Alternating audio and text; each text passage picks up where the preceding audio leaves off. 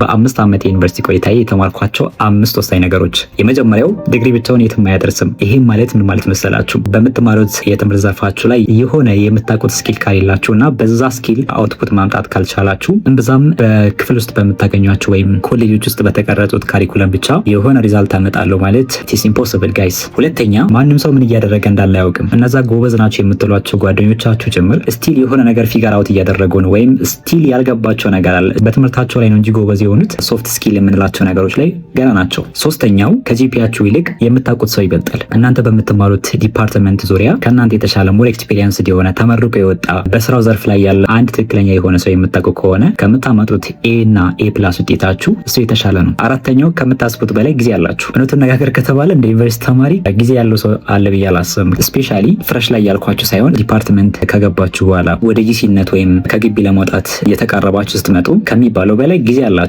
ግን ጊዜያቸውን ዝም ብሎ ማባከን ትልቁ የዩኒቨርሲቲ ተማሪ ችግር ነው። አምስተኛው ሙሉ በሙሉ ዝግጁ እስክትሆኑ አጠብቁ። የሆነ ነገር የሚጀምረው ከዩኒቨርሲቲ ከወጣ በኋላ ነው፣ ስመረቅ ነው። አሁን ተማሪ ነኝ፣ አሁን ላይ ምንም ነገር ማድረግ አልፈልግም፣ አሁን ላይ ትምህርቴ ላይ ብቻ ነው ፎከስ ማድረግ የምፈልገው የምትሉ ከሆነ ስቲል አሁን እየተሸወዳችሁ ነው። ስለዚህ የሆነ ነገር ለመጀመር ካሰባችሁ ቤዝ ላይ ለምን አይሆንም እሱን ጀምሩት። ምክንያቱም በራስ መታመናችሁ የሚመጣውም ዝም ብላችሁ የሆነ ቪዲዮ ስላያችሁ ሳይሆን አክቹዋሊ መስራት የምትፈልጉት ነገር ላይ ገብታችሁ መስራት ስትጀምሩ ያኔ በራስ መታመናችሁ ይጨምራል። በዛ በምታስቡት ነገር ላይ ደግሞ ምን እያደረጋችሁ እንዳላችሁና ምን ያህል ብቁ እንደሆናችሁም የምታውቁት ያንን ነገር ስትጀምሩት ነው።